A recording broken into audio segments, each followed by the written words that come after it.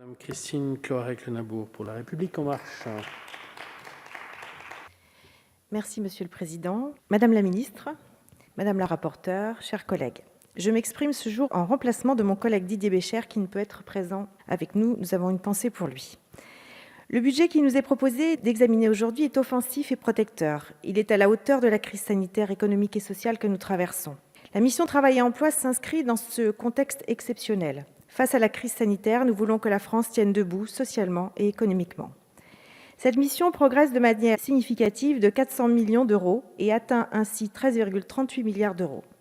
Les acteurs du service public de l'emploi, dont les prérogatives se voient renforcées pour faire face à la crise, constituent des éléments essentiels de la mise en œuvre de cette mission.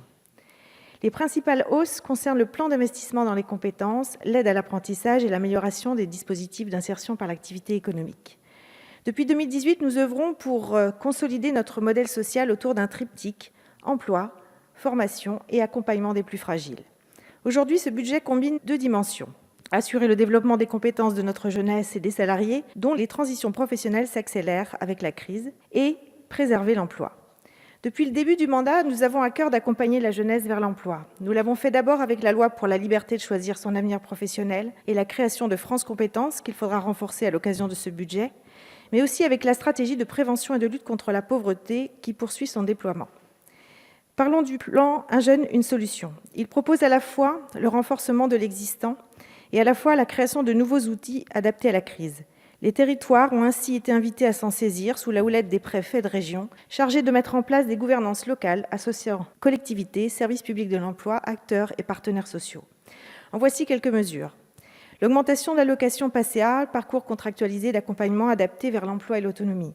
Les 2000 places de plus dans les écoles de la deuxième chance. Les 35 000 parcours supplémentaires en insertion par l'activité économique en faveur des jeunes. Les 110 000 contrats aidés supplémentaires dans le secteur marchand, les 100 000 parcours emploi compétences, les PEC, le doublement de l'accompagnement intensif jeune de Pôle emploi ou encore l'aide à l'apprentissage. Nous saluons la croissance des crédits dédiés aux acteurs du service public de l'emploi au travers de l'augmentation des effectifs de Pôle emploi, la hausse des crédits consacrés aux missions locales afin d'accompagner les 80 000 entrées en PACEA et les 50 000 entrées en garantie jeune supplémentaires. Au-delà de voter les crédits de cette mission, nous devons, mes chers collègues, faire connaître tous ces outils de ce plan jeune. D'autre part, nous souhaitons valoriser la qualité du dialogue social dans notre pays, dont les ordonnances travail ont permis la rénovation. Il a permis des avancées majeures, comme la place des comités socio-économiques, les CSE, dans l'analyse des financements reçus par les entreprises dans le cadre du plan de relance, ou encore le futur dispositif de transition collective présenté la semaine dernière pour renforcer la reconversion professionnelle. Le plan jeune, l'activité partielle de longue durée ou encore la reconversion des salariés pour les entreprises qui auront une baisse durable de leur activité vers les secteurs qui recrutent sont des mesures qui doivent s'élaborer dans le dialogue social. À ce titre, 9 000 accords ont été signés sur les questions de prise en compte des mesures sanitaires dans les entreprises et 3 600 accords sont en vigueur aujourd'hui sur l'activité partielle de longue durée. Les directs en assumeront la continuité et nous en suivrons l'application.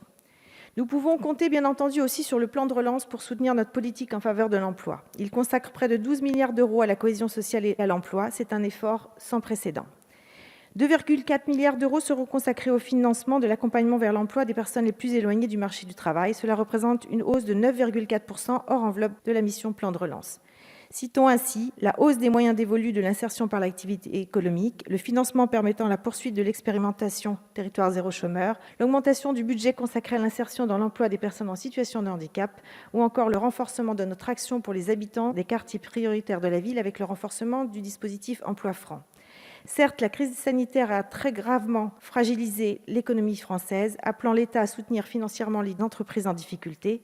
Toutefois, afin de ne pas aggraver la crise sociale, il est urgent que les entreprises accélèrent leur engagement social sur leur territoire par le biais de l'apprentissage et des stages, de l'insertion par l'activité économique des personnes en situation de handicap et des personnes éloignées de l'emploi, de l'inclusion des personnes prêtes à l'emploi ou proches de l'emploi dont les compétences sont en inadéquation avec les besoins actuels de recrutement ou qui sont soumises à des discriminations. Nous voterons bien sûr favorablement les crédits de la mission Travail et Emploi. Je vous remercie. Je vous remercie.